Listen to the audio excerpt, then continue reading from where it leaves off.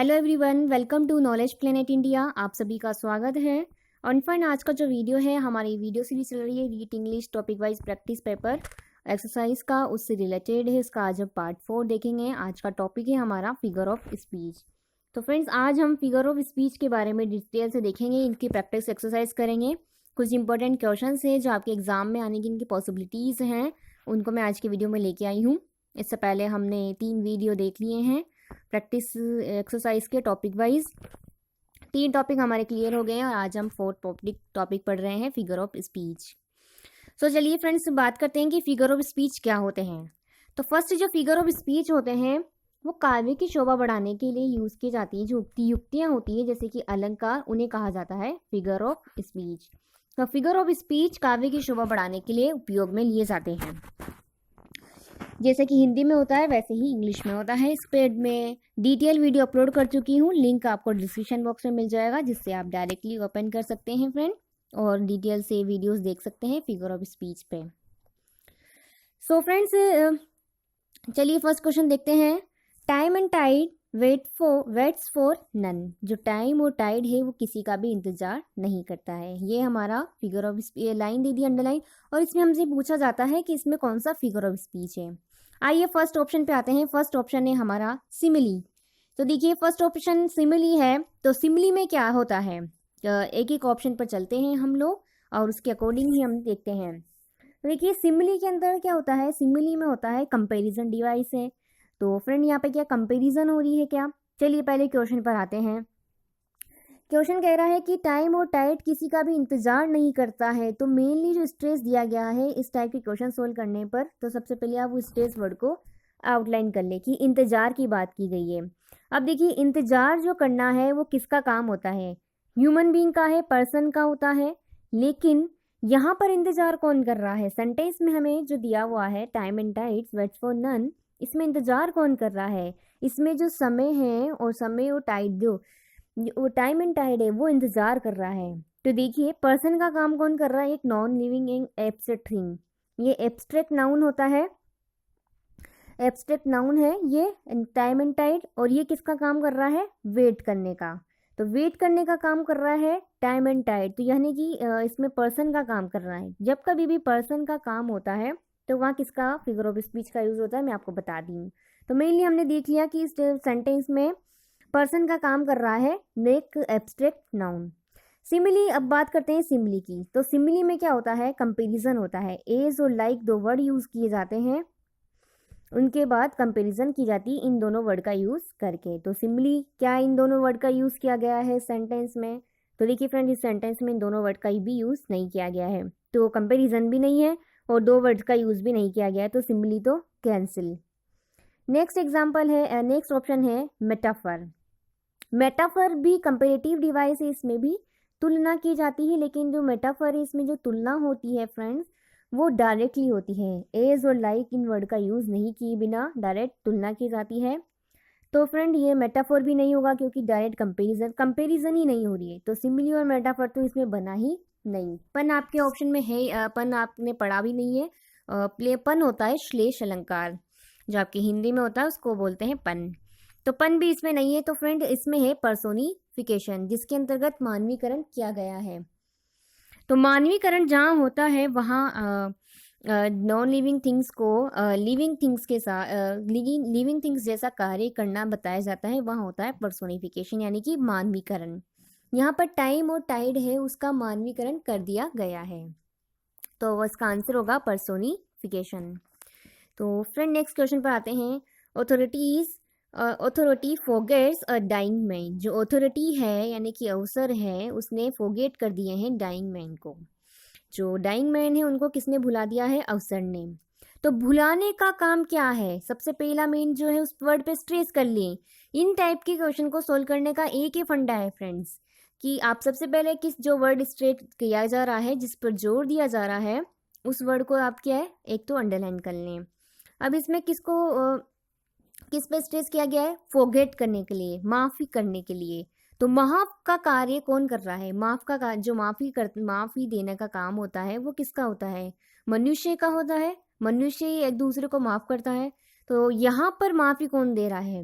Authorities दे रही है, authority दे रही है यानी कि अवसर दे रहा है। ये क्या है, एक एब्स्ट्रैक्ट नाउन है। तो यहाँ पर भी क्या होगा फ्रेंड्स, पर्सोनिफिकेशन होगा। देखिए पर्सोनिफिकेशन इसमें होगा क्योंकि यहाँ पर भी ऑथोरिटीज़ क्या कर रहा है, पर्सन का काम कर रहा है, यानी कि ऑथोरिटी को पर्सोनिफाई कर दिया गया है, उसका मानवीकरण किया गया है। तो नेक्स्ट चलिए देखते हैं नेक्स्ट क्वेश्चन नंबर 3। वैसे आपका ये बिल्कुल आप इसको छोड़ दीजिए। और ये सारे एग्जाम्पल फ्रेंड मैंने BK Rastogi, professor BK Rastogi की जो बुक है उससे लिए हैं, उससे डायरेक्टली मैंने स्कैन किए हैं। काफ़ी अच्छे इंग्लिश के राइटर हैं, इंग्लिश के स्टूडेंट इन्हें ही पढ़ते हैं। मुझे टाइम नहीं मिला, अदरवाइज मैं आप लोगों के लिए और भी अच्छा वीडियो प्रिपेयर करती। सो फिर बट आपके लिए काफ़ी बेनिफिशियल होगा। तो क्वेश्चन नंबर 3 को आप छोड़ दीजिए, वैसे मैं इसको बता देती हूँ उसमें क्या होगा। Where the sea meets the moon blast land, कि जहाँ जो सी है यानी कि समुद्र मिलता है, वहाँ की जो भूमि होती है वो क्या है, मून एक लाल रंग के जो मून है उसकी जैसी हो जाती है। तो इसमें एडजेक्टिव का यूज़ किया गया है, तो एपिथेट है इसके अंतर्गत। जो फिगर ऑफ स्पीच है वो है एपिथेट, ट्रांसफर एपिथेट होता है, जिसमें जो एडजेक्टिव जिसकी विशेषता बताई जाती है वो भी इसी में ही सेंटेंस में ही होता है। तो इसको तो आप बिल्कुल भूल जाइए क्योंकि आपके ये सिलेबस में भी नहीं है और आप लोग कंफ्यूज हो जाएंगे। चलिए नेक्स्ट पर आते हैं। 10,000 सा I at a glance the figure of speech in the above line is, कि 10,000 को मैंने एक ही ग्लेंस यानी कि एक ही झलक में मैंने देखा। तो इस लाइन में कौन सा फिगर ऑफ स्पीच है आपको फाइंड आउट करना है। तो देखिए फ्रेंड, 10,000 को मैंने एक साथ देखा, क्या ये पॉसिबल थिंग है कि कोई इंसान कह रहा है कि मैंने तो 10,000 को एक साथ ही देख लिया था भाई। ये एक विलियम वर्ड्सवर्थ की एक फेमस पोएम है डैफोडिल्स, उसकी लाइन है। उसमें वो डैफोडिल्स के बारे में कहता है विलियम वर्ड्सवर्थ की, डैफोडिल्स के जो फूल है मैंने 10,000 को एक साथ ही एक लाइन में देख लिया। तो देखिए सेंटेंस में क्या है, आपको लग रहा होगा कि एक अतिशोक्ति की जा रही है, इंसान बढ़ा चढ़ाकर प्रस्तुत कर रहा है। तो जहाँ कहीं भी सेंटेंस में बढ़ा चढ़ाकर प्रस्तुति दी जाती है वहाँ पर होता है हाइपरबली, ऑप्शन सी। तो इसमें होगा हाइपरबली। सिंबली को हमने देख ही लिया कि कंपैरिजन किया जाता है, और मेटाफर में भी हमने देख लिया कि जो मेटाफर और सिंबली तो इसमें होगा नहीं क्योंकि इसमें कंपैरिजन तो हो ही नहीं रही है। तो फ्रेंड्स एक तो हमने देखा कि फिगर ऑफ स्पीच जो क्वेश्चन आते हैं उन्हें कैसे सोल्व करना है। एक तो आपको फर्स्ट में जो स्ट्रेस वर्ड है उसको अंडरलाइन कर लेना है, फिर आपको ऑप्शन पर आना है। तो ऑप्शन को क्रॉस करते जाइए जो ऑप्शन नहीं है, जैसे कि इसमें सिमिली नहीं है क्योंकि यहाँ पे कंपेरिजन ही नहीं हो रही है, लाइक और एज का भी यूज़ नहीं है। नेक्स्ट है मेटाफर, मेटाफर में डायरेक्ट कंपेरिजन होती है, तो डायरेक्ट कंपेरिजन भी इसमें नहीं है, तो ये भी नहीं होगा। तो इस तरह से क्रॉस करते जाइए और जो बचा होगा वो आपको परफेक्ट आंसर मिल जाएगा। चलिए नेक्स्ट पर आते हैं। नेक्स्ट है question number 5। Life I know not what do are, कि जीवन में नहीं जानता कि तुम कैसी हो, कि तुम कैसी हो, जीवन में तुम्हें नहीं जानता। यहाँ पर जो the figure of speech in the about line is जो पंक्ति है इसमें कौन सा फिगर ऑफ स्पीच है। देखिए फ्रेंड्स ये जो लाइन है इसमें क्या कह रहा है कि जीवन में तुम्हें नहीं जानता कि तुम कैसी हो, वॉट यू आर, तुम कैसी हो। दाव को बोलते हैं यू और आर्ट को बोलते हैं आर, कि तुम कैसी हो मैं नहीं जानता। तो यहाँ जीवन को क्या है संबोधित करते हुए कोई व्यक्ति बोल रहा है, पोइट बोल रहा है। तो चलिए संबोधन की बात हो रही है यहाँ पर, मेनली किसकी बात हो रही है, संबोधन की। फर्स्ट ऑप्शन है हमारा एलिट्रेशन। एलिट्रेशन पे आते हैं। एलिट्रेशन में क्या होता है friends, repetition of the consonant sound. यहाँ पर जो कॉन्सोनेंट साउंड होती हैं उसका रिपीटेशन होता है। तो क्या फ्रेंड इस सेंटेंस में कॉन्सोनेंट साउंड का रिपीटेशन हो रहा है, क्या नहीं हो रहा है, तो ऑप्शन ए तो हो ही नहीं सकता। नेक्स्ट है मेटाफर जिसमें कंपेरिजन होता है। क्या इस सेंटेंस में कंपेरिजन हो रहा है, नहीं हो रहा है, तो ये क्वेश्चन इसका आंसर नहीं है। बचा क्या हमारा अपोस्ट्रोफी, तो अपोस्ट्रोफी इसका आंसर होगा। नेक्स्ट आते हैं the ship of life is selling smoothly, कि जो जीवन का जहाज है वो सेलिंग स्मूथली, वो कैसे चल रहा है, बिल्कुल स्मूथली चल रहा है। The figure of speech involve in, कि इस लाइन में कौन सा फिगर ऑफ स्पीच शामिल है।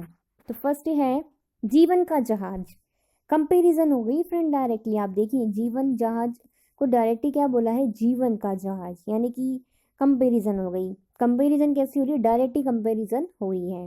अब हमारे ऑप्शन पर आते हैं हम। एक चीज हमने क्या देख लिया, यहाँ पर तुलना हो रही है, कंपैरिजन हो रहा है, तो तुलना हो रही है ये हमें लिख लेना है। आप इस तरह से साइड में लिख लीजिए कि इसमें क्या हो रहा है, इसमें तुलना हो रही है। तो देखिए फर्स्ट क्वेश्चन ऑप्शन पे आते हैं अब। सिम्बली, सिम्बली में क्या होता है, तुलना तो होती है लेकिन किसका यूज़ किया जाता है, लाइक और एज का। तो यहाँ क्या लाइक और एज का यूज़ किया गया है, तो ऑप्शन ए तो क्रॉस हो गया क्योंकि इनका तो यूज़ किया ही नहीं गया है। नेक्स्ट है अपोस्ट्रोफी, क्या यहाँ संबोधन किया गया है, यहाँ पर किसी को संबोधन नहीं किया गया है, तो ये भी नहीं है। पर आपके कोर्स में है ही नहीं, आप ये सोच कर भी इसे क्लोज कर सकते हैं। जैसे पन में क्या होता है, एक ही वर्ड होता है जिसके डिफरेंट मीनिंग होते हैं, तो पन भी नहीं है, बचा क्या हमारा मेटाफर। तो मेटाफर इसका करेक्ट आंसर है। मेटाफर में कंपैरिजन होती है, यस कंपैरिजन होती है, और उसमें कंपैरिजन कैसे होती है फ्रेंड, डायरेक्ट होती है, इसमें जगह नहीं है, कंपैरिजन होती है लेकिन वो कैसी होती है, डायरेक्ट कंपैरिजन होती है। तो ये दोनों जो फीचर है वो किसके हैं, मेटाफर के। तो आई होप कि आप इसे समझ गए होंगे। इसमें कौन सा आंसर होगा, ऑप्शन बी। फ्रेंड्स मेरा मोटो यही है पूरा आप लोगों को यह टॉपिक वाइज सीरीज लाने का, कि आपके एक एक कॉन्सेप्ट क्लियर हो जाए, जो मैंने इतनी मेहनत की है आप सभी के साथ, वो एक फ्रूटफुल साबित हो आप सभी के लिए, आप लोग को रीट में अच्छे मार्क्स आए, यही मैं कामना करती हूँ। इसी मोटो को लेके मैंने वीडियोस प्रोवाइड कराए थे। चलिए नेक्स्ट क्वेश्चन पे आते हैं।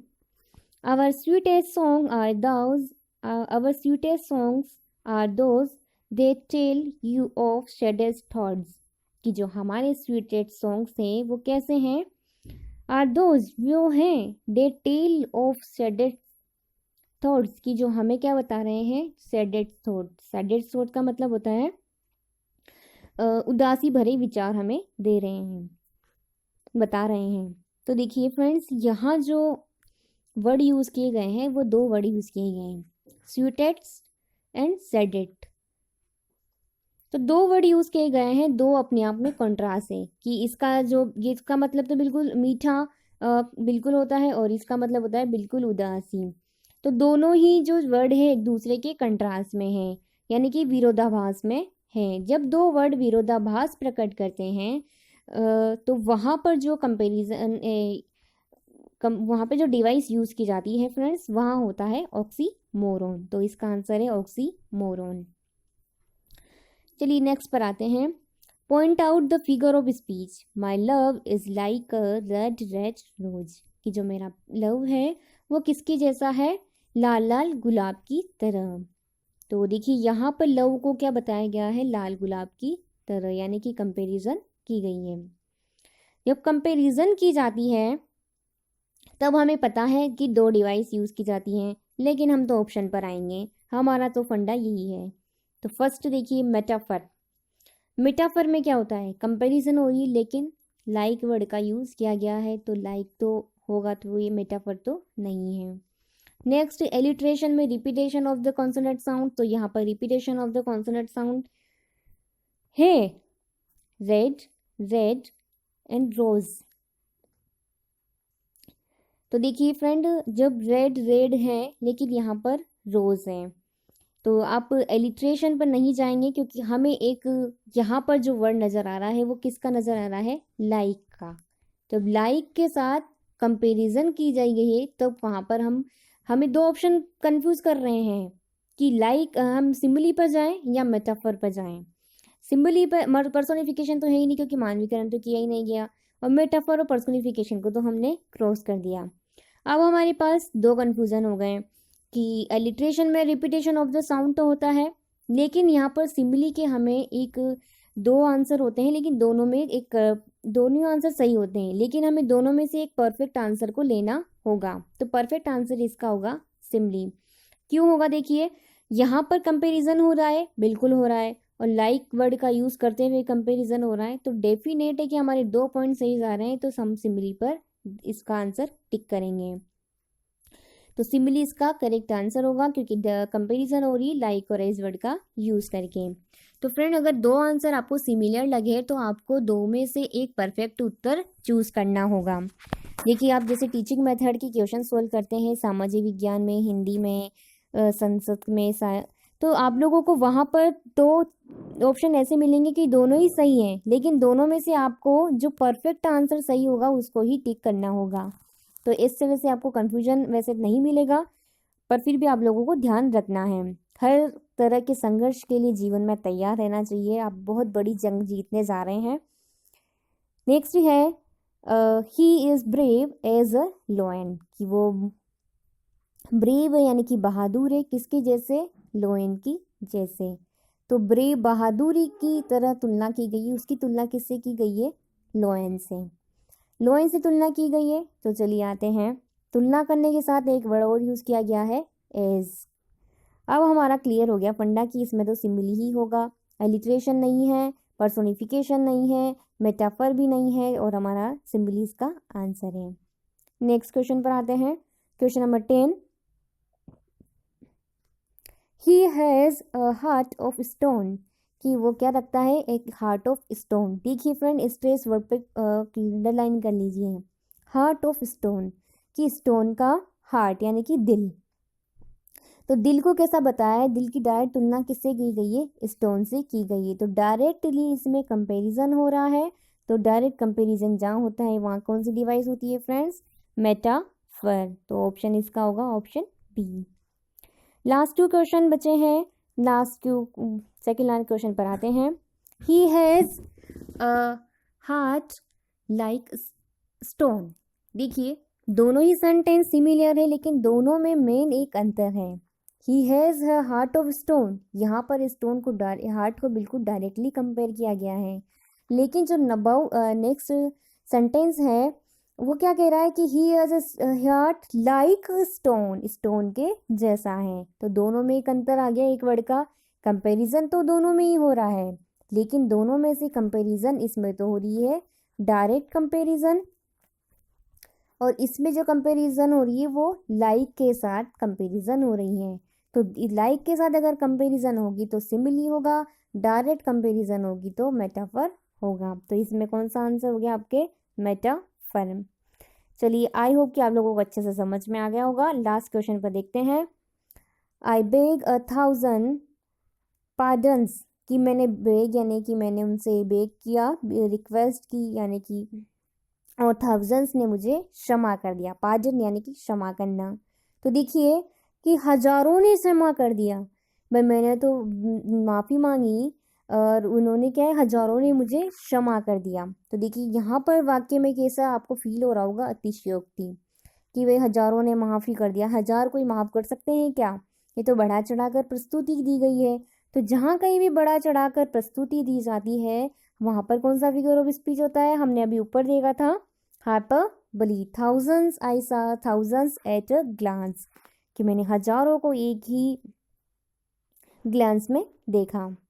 तो ऑलराइट फ्रेंड्स, ये हमारे हो गए आज के एक्सरसाइज। अब फ्रेंड उम्मीद करती हूँ आप लोगों को इस टॉपिक से रिलेटेड जो आपकी काफ़ी सारी कन्फ्यूजन थी, क्योंकि स्टूडेंट्स कंफ्यूज थे कि मैम जब आपका वीडियो देखते हैं तब तो समझ में आ जाता है और जब हम प्रैक्टिस करते हैं तो हमें समझ में नहीं आता है। तो फ्रेंड्स आप लोगों की जो कन्फ्यूज़न होंगे वो आई थिंक सारे ही क्लियर हो चुके होंगे। एक मेन थिंग्स बता देती हूँ इससे रिलेटेड, अगर एक बार आपकी इस टाइप से भी क्वेश्चन बनकर आ सकता है तो आप लोगों को उसके लिए भी प्रिपेयर रहना है। देखिए आपको एक तो डायरेक्टली सेंटेंस भी दिया जा सकता है, जैसे कि इन अबाउट सेंटेंस में हमने देखा कि आप लोगों को सेंटेंस दिया था, 4 ऑप्शन मिले थे और आपको figure of speech find out करना है। वैसे आपके सिलेबस में ऐसा नहीं है कि मेंशन नहीं है कि आपके कैसे आएंगे, लेकिन फिर भी आप लोगों के जो रीड का लेवल है उसके अकॉर्डिंग तो इस टाइप से ही आएंगे। लेकिन कुछ डिफरेंट टाइप से भी अगर पूछा जा सकता है, हार्डर जो लेवल है उसको हार्ड करते हुए, तो आपको इस तरह से भी पूछे जा सकते हैं। देखिए फ्रेंड्स, इसमें क्या है, आपको दे दिया जाएगा which of the following is not the example of metaphor, कि इन 4 ऑप्शन में से कौन सा ऑप्शन जो मेटाफर का एग्जाम्पल नहीं है। तो आप लोगों को इस टाइप से भी पूछे जा सकते हैं। 4 आपको मेटाफर के जो एग्जाम्पल्स हैं वो दे दिए जाएंगे और आपको एक डिफरेंट जो एग्जाम्पल है उसको फाइंड आउट करना होगा। तो आपको इस तरह से क्वेश्चंस के लिए भी प्रिपेयर रहना है। उम्मीद है अब आपके सारे डाउट्स क्लियर कर दिए हैं मैंने फ्रेंड्स, और आप लोगों की इस टॉपिक से रिलेटेड डेफिनेट कंफर्म पूरे मार्क्स में लेके आएंगे। तो आज के लिए इतना ही।